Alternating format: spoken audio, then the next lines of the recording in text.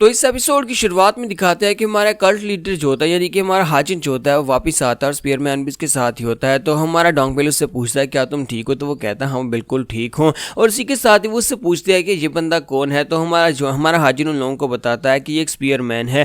ये steel blood fortress की तरफ से सीक्रेट डीमन क्वीन के पास गया था जहाँ पर इसकी पूरी टीम मारी गई है और अब ये हमारे लिए एक हाउंड का काम करेगा, यानी कि हमारे लिए यहाँ पर एक हाउंड कुत्ते का काम करेगा जो कि हमें सीक्रेट डीमन क्वीन तक लेकर जाएगा। तो इसी के साथ ही वहाँ पर दिखाते हैं कि वो सभी लोग जो होते हैं काफी ज्यादा परेशान लग रहे होते हैं। तो हमारा हाजिर उन सभी की तरफ देखकर सोच रहा होता है मुझे लगता है ये सभी लोग मेरी वजह से परेशान है क्योंकि मैं इन सभी को यहाँ पर छोड़कर चला गया था। इसी वजह से इनके चेहरों से पता चल रहा है कि सभी लोग काफी ज्यादा घबराए हुए हैं। तो इसी के साथ ही हाजिर उनसे कहता है कि मुझे लगता है कि हमेशा ऐसा ही होता है और मुझे तुमसे माफी मांगनी चाहिए। तो वो डोंगबिल से कहता है कि डोंगबिल प्लीज मुझे माफ कर दो। तो वो कहता है लेकिन आप यहाँ पर माफी क्यों मांग रहे हैं। हाजिर उनसे कहता है कि हर बार अचानक ऐसे ही होता है, मैं अचानक यहाँ पर चले जाता और मुझे यहाँ पर तो इतना समय नहीं होता कि तुम्हें भी अपने साथ लेकर जाऊं। हालांकि तुम मेरे गार्ड हो, इसके बावजूद मैं तुम्हें पीछे छोड़ जाता हूं, इसलिए प्लीज मुझे माफ करना। तो हमारा गार्ड माओ से कहता है कोई बात नहीं, अब मुझे लगता है कि आप यहाँ पर मेरी वफादारी के बारे में अच्छी तरह से सोचते हैं कि मैं आपका वफादार हूँ, इसके बावजूद आप खुद मुझे अपने साथ नहीं लेकर जाते। तुम्हारा हाजिर उसे कहता है नहीं ऐसी बात नहीं है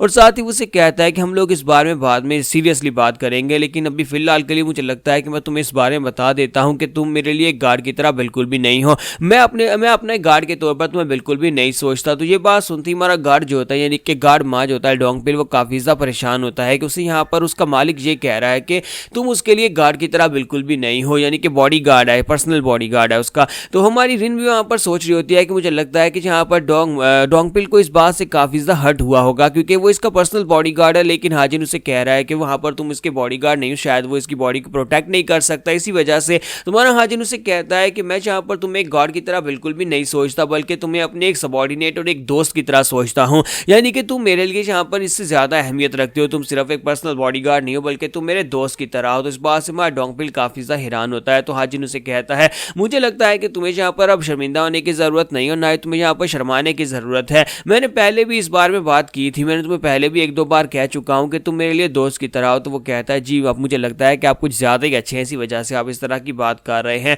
तुम्हारा हाजिर उसे कहता है क्या तुम्हें पता है कि बॉडीगार्ड का क्या काम होता है। हमेशा यहाँ पर जिस बंदे के तुम बॉडीगार्ड होते हो वो तुम्हारा लॉर्ड तुम्हें किसी वक्त भी यहाँ पर अपने चेस्ट पीस की तरह यूज कर सकता है। जब भी यहाँ पर खतरा आएगा तो वो अपने बॉडीगार्ड को सामने कर देते हैं और खुद यहाँ पर अपनी जान बचाते हैं क्योंकि उनके बॉडीगार्ड का यही तो काम होता है कि उनकी बॉडी को गार्ड करना है। लेकिन इस वक्त हालात काफी ज्यादा अलग है क्योंकि मैं पहले कभी ऐसा नहीं कर पाया, पहले तुम्हें कभी भी खतरे में नहीं डाल पाया, लेकिन इस बार तुम्हें यहाँ पर मेरे लिए खतरा उठाना पड़ेगा। मुझे लगता है कि सीक्रेट डीमन क्वीन के स्किल्स जो है वो पहले से काफी ज्यादा बढ़ चुके हैं और सिर्फ उसके नहीं बल्कि उसके पास काफी सारे स्किल सबॉर्डिनेट्स हैं, उसके पास काफी सारे उसके दोस्त और काफी सारे उसके गार्ड्स और साथी हैं। इसी वजह से मुझे लगता है कि इस बार तुम्हें मुझसे पहले आगे बढ़ना होगा और इस बार खतरा काफी ज्यादा है। मेरी डिमोनिक कार्ड्स जो हैं वो इतनी खतरनाक हो चुकी हैं कि मैं यहाँ पर उनकी जो इवल 10 विचेस थी उनकी डिमोनिक कार्ड की वजह से मेरी डिमोनिक कार्ड्स खुद बहुत एक्टिवेट हो जाती है, जिसकी वजह से खतरा बहुत ज्यादा बढ़ जाता है कि मैं अपने लोगों को नुकसान पहुंचा दूंगा। इसलिए मैं चाहता हूं कि तुम यहाँ पर आगे बढ़ो। तुम्हारे पास राक्षा वाजरा बॉडी है जो कि डिमोनिक कार्ड्स तो है, लेकिन इसके बावजूद वो शावलिन की आर्ट्स के साथ भी मेल खाती है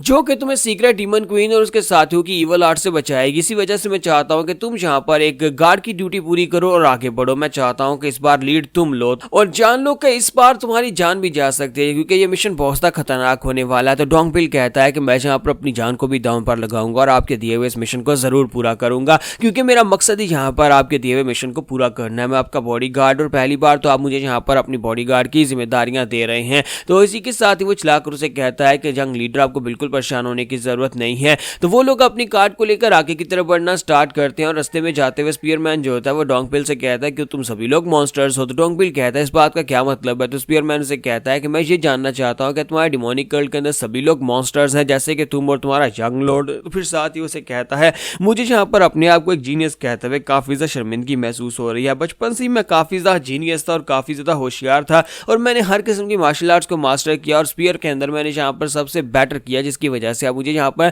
स्पीयरमैन कैप्टन बना दिया गया। मेरे पास पूरी 16 लोगों की एक यूनिट थी, लेकिन अब मुझे लगता है कि मैं यहाँ पर अपनी ट्रेनिंग में बहुत ज़्यादा कम रहा, जिसकी वजह से मैं इस उम्र के इस हिस्से तक पहुंच चुका हूँ। मेरी एज 40 से ऊपर है, लेकिन इसके बावजूद तुम्हारा यंग लॉर्ड जो है वो 30 का भी नहीं हुआ और वो अल्टीमेट पावर लेवल तक पहुंच चुका है, यानी कि मुझसे तो बहुत ज़्यादा पावरफुल है। और तुम्हें देखकर भी लगता है कि तुम भी अभी तक 40 साल के नहीं हुए, इसके बावजूद तुम भी यहाँ पर मुझसे ज़्यादा स्ट्रॉन्गर हो। मुझे लगता है कि मैंने यहाँ पर अपनी ट्रेनिंग में काफ़ी ज़्यादा लेजीनेस दिखाई है, जिसकी वजह से मैं तुम्हारे जैसे मॉन्स्टर्स के लेवल के बराबर भी नहीं आ सकता और अपने आप को जीनियस भी नहीं कह सकता। और साथ ही वो सोच रहा होता है कि अगर मैं यहाँ पर इस सब से बच जाता हूँ तो मुझे लगता है कि मुझे इससे काफी सारा एक्सपीरियंस मिलेगा और हो सकता है कि उसके बाद मैं भी यहाँ पर अपने आप को स्ट्रॉन्गर बनाने के बारे में सोचूं। मुझे लगता है कि मुझे दुनिया में बाहर निकल कर देखना चाहिए कि दुनिया में क्या कुछ है। ऐसे लगता है जैसे कि मैं कुएं में बैठे हुए एक मेंढक की तरह हूं। तो जैसे वो लोग वहां थोड़ा सा आगे बढ़ते हैं तो स्पीयरमैन उनसे कहता है कि आगे जाकर रास्ता 3 हिस्सों में बटेगा और हमें वहीं पर से राइट की तरफ मुड़ना होगा। तो इसी के साथ जैसे वो लोग थोड़ा सा आगे बढ़ते हैं, हमारा जो स्पीयरमैन होता है उनसे कहता है कि कैरेज रोको, जल्दी से कैरेज को रोको। तो उन्हें कहता है कि अब क्या हो गया। तो वहां पर रास्ते में एक पेड़ के ऊपर एक बड़ा सा एरो लगा होता है, तो उसे कहता है यहीं पर रुक जाओ।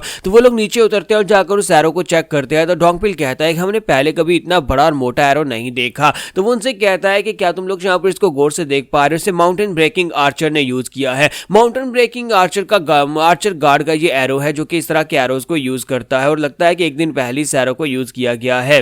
डोंकबिल उससे पूछता है कि ये माउंटेन ब्रेकिंग आर्चर गार्ड कौन है। तो वो उससे बताता है कि सीक्रेट डीमन क्वीन की आर्मी के अंदर काफी सारे लोग हैं जिनमें से उसके 5 स्पेशल गार्ड्स हैं। उसके पास 35 मार्शल मास्टर्स हैं जिनमें से 9 जनरल्स हैं, 8 क्लैमिटीज हैं, 7 डेथ्स हैं, 6 क्लाउड्स हैं और 5 गार्ड्स हैं। उन 5 गार्ड्स के अंदर से माउंटेन ब्रेकिंग आर्चर गार्ड जो है, जो कि 5 गार्ड्स का कैप्टन है, वो बहुत ज्यादा स्ट्रॉन्गर और पावरफुल है। इनमें से बहुत सारे ऐसे लोग हैं जिनको सीक्रेट डीमन क्वीन ने खुद ढूंढा, उनके टैलेंट्स को पहचाना और उनको पाल पोस कर बड़ा किया और उन सभी को यहाँ पर मार्शल मास्टर्स बना दिया है। तो माउंटेन ब्रेकिंग आर्चर गार्ड जो है उसकी आर्चरी के बारे में कहा जाता है कि इस वक्त दुनिया में सबसे बेस्ट आर्चरी उसी की, यानी कि वो सबसे बेस्ट तीरंदाज है। और सिर्फ ऐसा ही नहीं बल्कि वो फार्मलेस की को भी यूज कर सकता है, यानी कि फार्मलेस एरो की को यूज करते हुए अपने एरोज को यूज करता है। उसका निशाना हमेशा सटीक होता है और उसके निशाने के अंदर इतनी पावर होती है किसी वजह से तो वो इतना हैवी एरो को भी यूज करता है, तब भी वो यहाँ पर अपने टारगेट को हिट कर सकता है। मुझे लगता है कि जिस तरह से यहाँ पर अटैक हुआ है वो लोग अपने ट्रेसेस को छोड़ते हुए यहाँ पर से आगे की तरफ बढ़े हैं। वो अपने ग्रुप को लेकर यहाँ पर से टाइयान की तरफ गए होंगे, यानी कि वो हांगबुक क्लैन की तरफ आगे बढ़ रहे हैं। तो यहाँ पर हमारी एपिसोड 205 का एंड होगा और नेक्स्ट एपिसोड में देखेंगे कि हमें यहाँ पर शायद 5 गार्ड्स देखने को मिले।